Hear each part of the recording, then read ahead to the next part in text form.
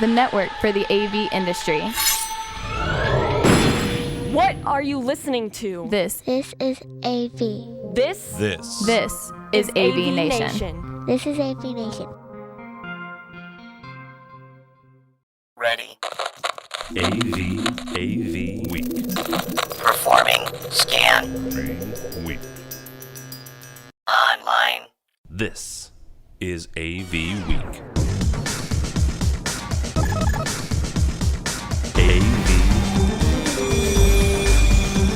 AVWeek.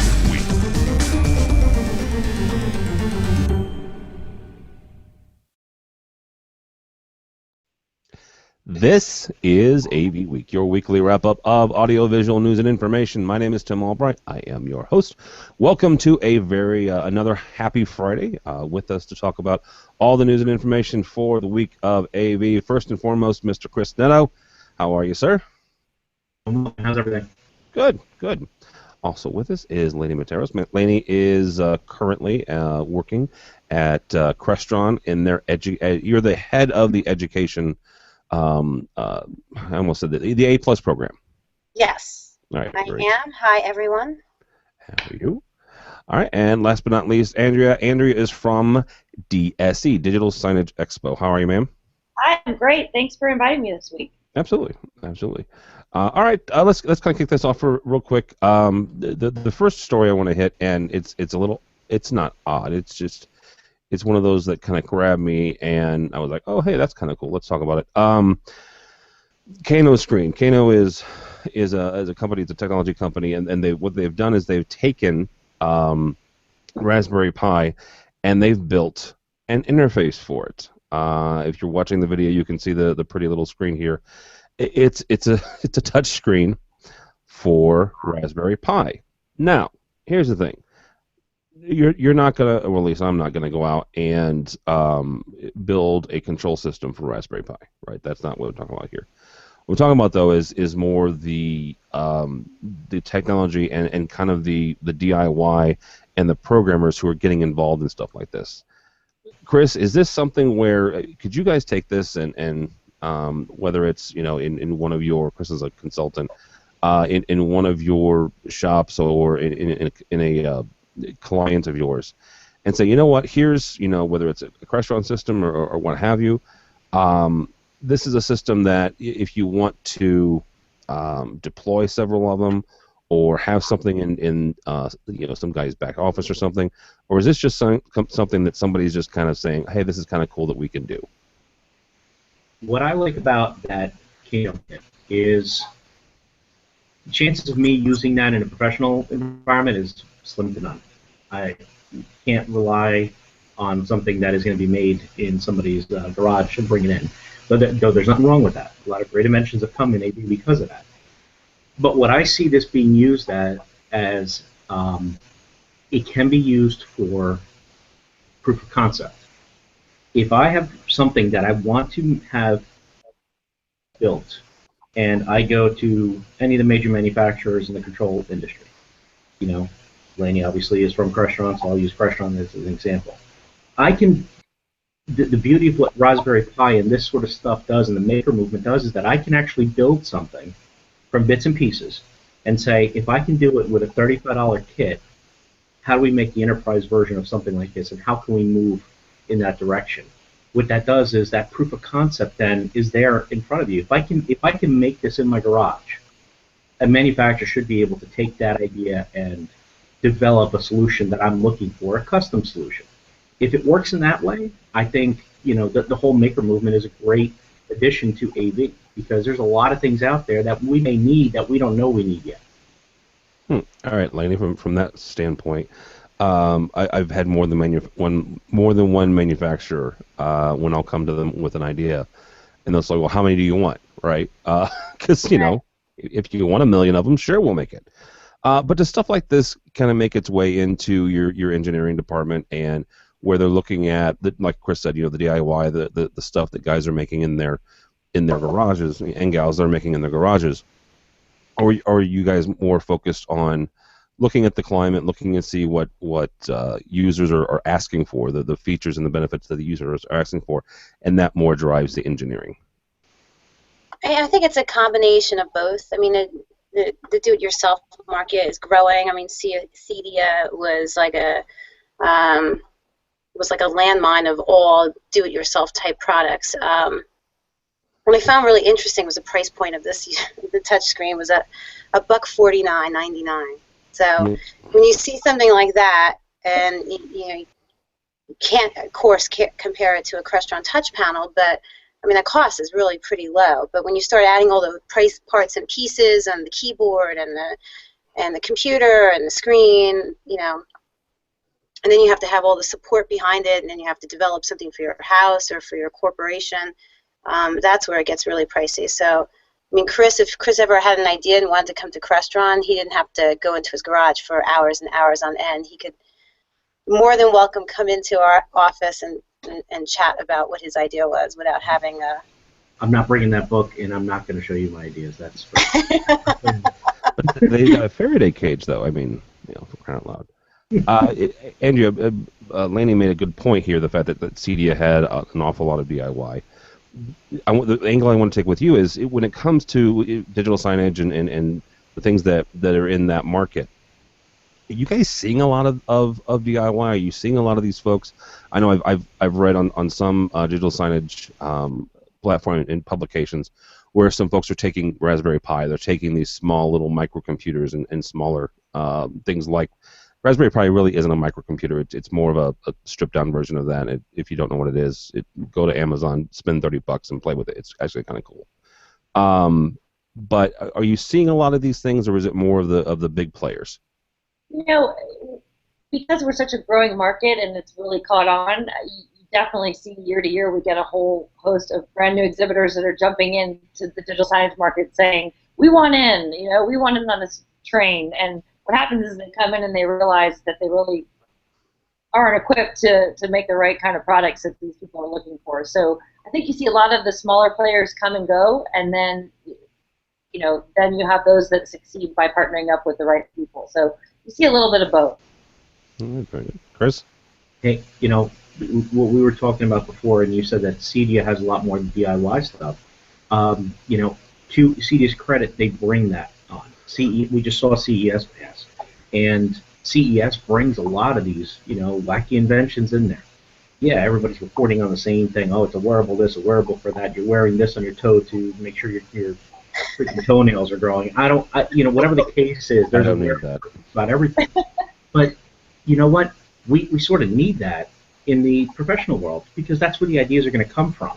It's not going to be from the same stodgy guy who's sitting there chugging, matrix after matrix after matrix, and now it's a 100 by 100 matrix. That's awesome. We've been doing matrices now for years. Let's think about something else, and it's going to come from those DIY worlds. Give somebody a 3D printer and have a competition at InfoComm and say, what can you develop in 24 hours that will help us? That will help you. And make people go at it and come up with something, whether it is a box or an existing solution that is wall mounted. Figure out how to make it some sort of tabletop stand. Just by using 3D printers. I think that the creativity that DIY brings is what AV needs, and it's not just to be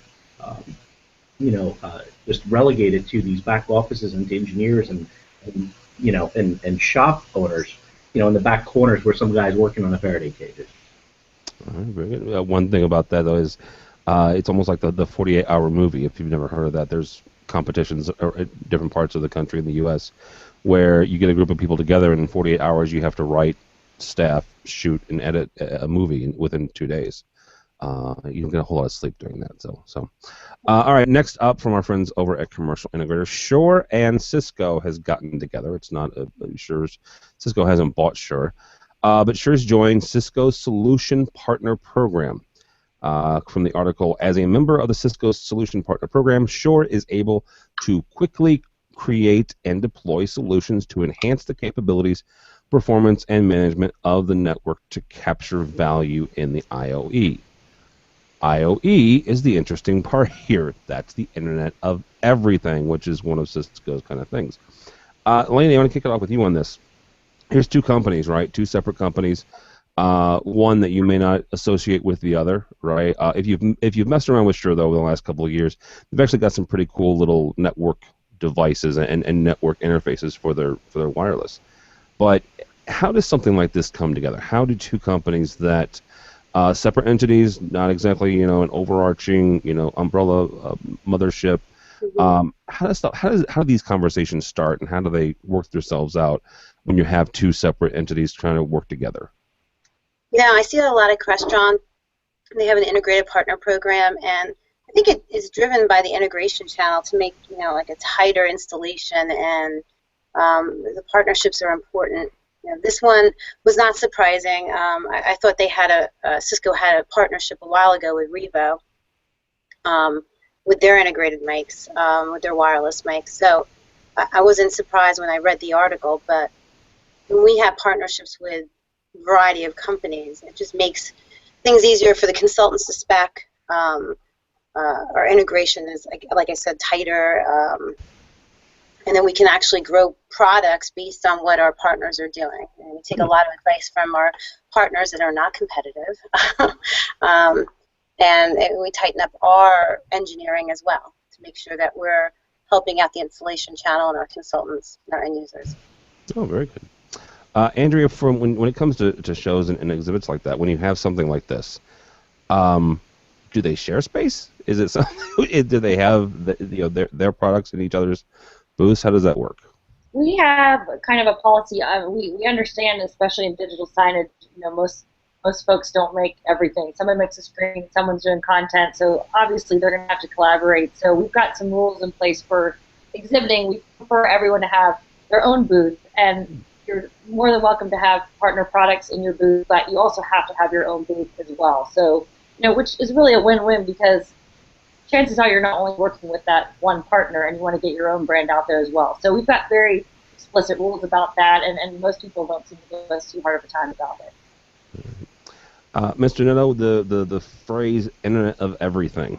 We talked about IoT a second ago with CES. Where are we at with this thing? I mean, the fact that Shure and Cisco has gotten together, you're able to grab certain things and do certain things with their software, and the fact that Shure, according to this article, is able to seamlessly, and I love that word, seamlessly integrate. If you've ever been if you've ever been in the field, seamlessly is not something that you would typically. I'm not disparaging this, just in general, just all y'all. It's not seamless. I'm sorry. But where are we at with IoE now? Well, first off, your seamless comment. Seamless is nothing more than marketing. Amen, brother. Okay.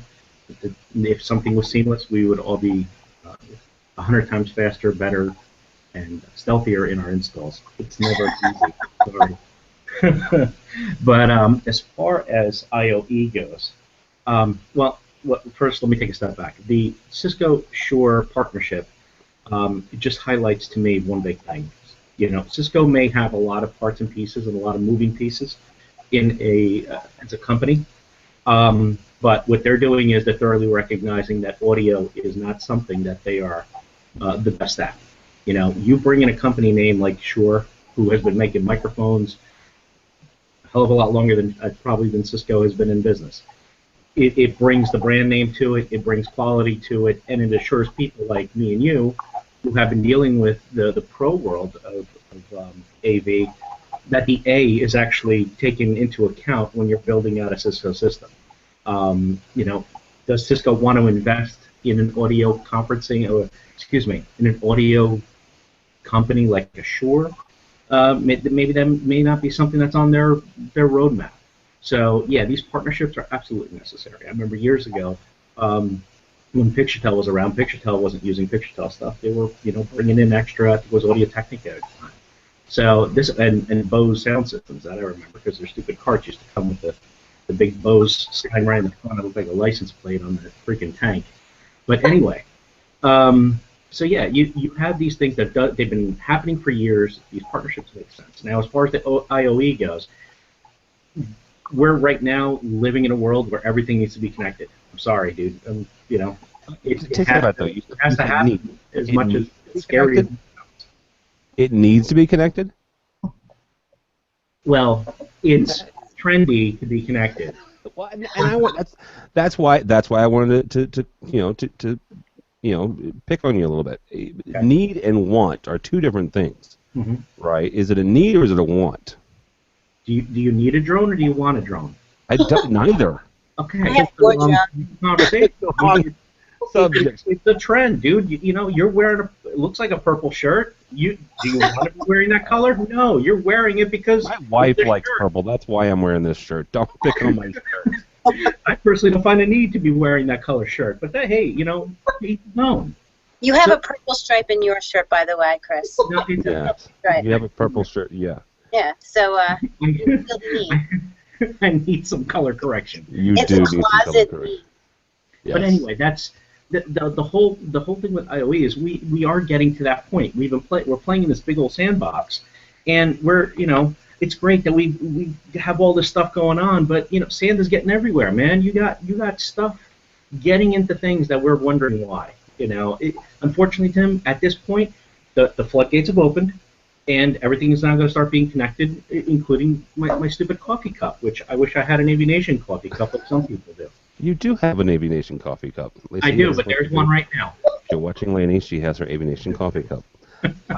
Real quickly, Chris, isn't that kind of what makes this exciting? One of our regular contributors, Rich Fragoza, who's a accomplished Crestron programmer, has used this phrase for years. When he started 25 years ago, it was the Wild West, right, in AV and programming. Mm-hmm. It's the Wild West of IOE. Isn't that kind of what makes it exciting? Yeah. Okay, the Wild West was kind of weird back then. Just want to point that out. There was a lot of weird stuff. I used to play Oregon Trail. I know. The problem with the exciting part to it is that with that excitement also comes that security risk, which is where I know you're probably taking this down that road. Security risk sucks. It does. I'm a metrics guy, man. I see the future of big data as a big part of what AV is doing.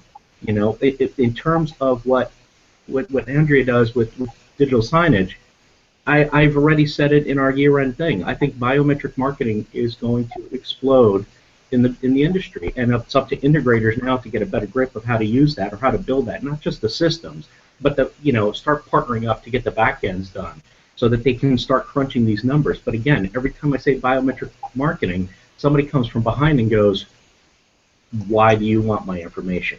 We start treading down the very dangerous path. Can't talk about AI without getting a Terminator reference. You cannot talk about IoT without hearing a Black Hat security reference. I'm sorry, dude. All right, Lainey, what do you think about this? It's something that Chris just said that I follow on Facebook, this posting group called AV Install Nightmares. And I don't know many. Yes. Yes. Some of them are so good, but today, Wonderful. Really applicable to what you said, that we have a really reputable AV installer installing a Crestron system, and the IT department didn't set the network up right, or the people who at the university did not set their network up right, and allowed access. There's no password protection. It was just sitting blatantly, everything sitting blatantly open on the network. Just the AV guy says, "Hey guys, this is not right. You can't do this. You're gonna have a problem." They're like, "Oh no, we know what we're doing. We're gonna put a simple password on it, and we'll be all fine." So apparently it was hacked. Nearly 20 of the Crestron units were compromised with malware Oh, jeez. loaded into them. So the Internet of Things or Internet of Everything is just kind of dangerous if you don't know what you're doing, like Chris was saying, the point of. Good. And the one thing that I have a problem with that terminology is that we've been doing the Internet of Things and Internet of Everything for the longest time before they came up with a cool catchphrase. Mm-hmm. So.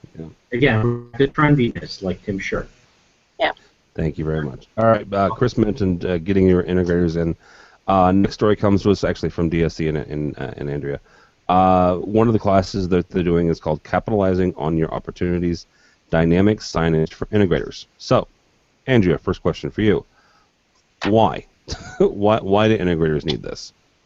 Well, what I'm hearing as we kind of discuss the wild, wild west and all the fears, that is exactly why we put these brand new programs in place, to have a place for integrators to come and learn how to do digital signage right and how not to end up on that AV mistake nightmare website. So we've got a bunch of different options for integrators to come. Starting on Tuesday, we have a pre-show event that Systems Contractor News is putting together. There's also a Digital Signage Expert Program course as well. And then on Wednesday, you'll find the Connected Screen Conference that we were just talking about, and roundtables. There's networking opportunities. We have a reception that we're going to do on Wednesday afternoon when the close of the show finishes. So there's just going to be tons of places for integrators to come and learn how to do this the right way. All right, Chris. One of the things that AV Nation has grabbed onto in the last couple months is the digital signage industry and that market. We did a survey towards the end of last year, and that was the second thing that our audience is most interested in, actually, is digital signage. So from your standpoint, Chris, and where you sit, why do we need to know about DSE or digital signage in general as integrators? Well, first off, the reason why we need to know about digital signage, or to follow what the article says about education, is that integrators do a piss poor job of following through with digital signage.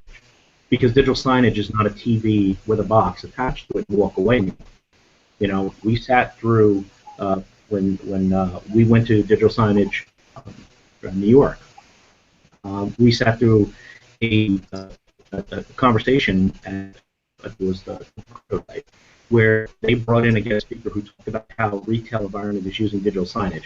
Digital signage, now get ready to scare integrators across the country, is more than just the TV. They're integrating a sense of ambient lighting, aroma, sound. Everything is brought into this to give you that experience. And some of the examples that they said was really crazy. But as far-fetched as that may seem, people are flocking and gravitating to these boutique-type stores. So first, let me start by saying, I'm not going to pigeonhole it as, oh, you have to go to the place where a guy's going to let you in one at a time, and you're going to spend a day there with Bobby Flay as he cooks on his very expensive oven, and he's pumping out the smells into the outside. That's one way to do it. But when I go to the local Toys R Us, and they are now integrating digital signage and technology into the space that the kids are interacting, it's also growing our metrics, man. They are attaching digital signage displays with Kinect systems. Yeah, you're going around, you're dancing, you're looking like Optimus Prime, and everything's great. But it knows who you are. It knows it can guess, how tall, who you are, if you're a boy or a girl. It can do all that sort of stuff. That's the kind of freaky thing about it. But for the integrators, you have to educate yourself on this. And what it means is, yeah, you may want to be the hardware provider of it, but you've got to learn how to talk when you talk to these customers, because the customers are going to come at you with about 5 or 6 different people that get their hands involved in digital signage, whether it is their architect who has a design for where that sign is going to go, their facilities people, their marketing people, because they got a big stake in it. A salesperson is going to have their interest in what is going to be shown and the information that's being captured. Obviously, their salespeople want to drive revenue and all that. So there's a whole team on their side, and you're walking in there with a toolbox. Come on, man. It's time to wisen up and get ready for what's going to come with digital signage. It's evolved, and I've spoken to integrators about this before. Some are just flat saying, no, we cannot handle the content, we cannot handle the all-around service behind it. So some are just saying no. And that's the other thing. Actually, this is where I want to bring Laney in, is from the manufacturing standpoint. And one of the things that Crestron and other manufacturers do is support their integrators, right? That they support the folks that are selling their stuff on a daily basis. And there's one thing, and I know this from experience from calling customer support at Crestron, is even if it's not their problem, they're at least going to try to help you out. But Laney, from a manufacturer standpoint and working with integrators and working towards these solutions, what are some of the things that you guys can do to, if they're interested in getting into this market? Is there anything from manufacturers that's not inherently digital signage that you guys can do? It's a great question. I don't even know how to answer that. You got me stumped. Well, and the reason I'm asking that is because there are some products that you guys have made over the last few years, and I say few, it's been more than that. But the way that digital media has evolved, right? And I was in education when the first DM system came out, the whole 3 cable thing, and it was as big as your arm type thing, and the way that you guys have evolved that. And you said before, it's a combination of guys and gals in their garage and our engineers trying to figure out things. When you're talking with integrators and they're saying, hey, we have a possibility of doing a digital signage system, you guys are just kind of working with them to design a system, right, and making sure that all the things are parts and pieces are in place. So Crestron does, for I forget how many quotes a day for integrators and our consultants, but we'll take a design and we'll sketch out the Crestron part of it. But there's also the questions on how are you distributing the video, where are the displays, what's the distances, what limitations are. We spend a lot of time educating our integrators and our consultants on issues that may come up, or products that we've seen issues with. We've tested out, the different displays and some, nuances in each display, and we'll educate people that way. Not just the Crestron portion, but from what we see out in the industry. Because we're also getting design questions. We're also seeing it from the other end, from the tech support. The troubleshooting that we have to do, the hours on the phone, and we get to educate everybody on all those metrics that we gather. Well, and that's the other thing, that you guys do an awful lot of helping, not just integrators, but also consultants and such. So, all right, that was our last story here. The last story, and it's not really something to comment on. It's just more of a, hey, this is kind of cool. Infocom at ISE 2016, and Infocom is owned jointly by CEDIA and Infocom, but Infocom is doing something kind of cool. It's a 20-minute one-on-one consulting. Honestly, it's occupation and career consulting for those of you who are going to ISE. So if you're looking to make a change, or someone made a change for you, and you weren't particularly ready for a change yet, it's a good time to get together and grab some other stuff. Real quickly though, before we get off of ISE, we're doing a couple things, and I think they're kind of cool. Last year we did a tweet up, and if you're not familiar with AVNation's tweet up, it's a networking event, right? Not to get too simplistic about it, but that is what it is. There's food, there's drink. Bring your business cards. You don't have to have a Twitter account. We use the tweet up because that's the lot where a lot of us are able to interact. But on Tuesday of the show, we're going to be at the AV Magazine booth with that, and on Wednesday of the show, we're going to do another kind of town hall tweet up event as well at the HD Base T booth. So follow our Twitter and watch Mr. Netto, honestly, because he's the one who's going to put out the invitation for that. So in addition to that, we're going to be doing AVWeek live at ISE on Friday of the show at the AV Magazine booth in Amsterdam. So those two kind of things are kind of cool, I think. So, all right, guys, that is all the time we have. Mr. Netto, thank you so much, sir. Thanks, man. Where can people find you? You can find me on Twitter at Chris_. You can find my company at www.avhealth.com, and you will probably be hearing a lot of, if you're on Twitter or on the social media website, you'll probably get a lot of information from me.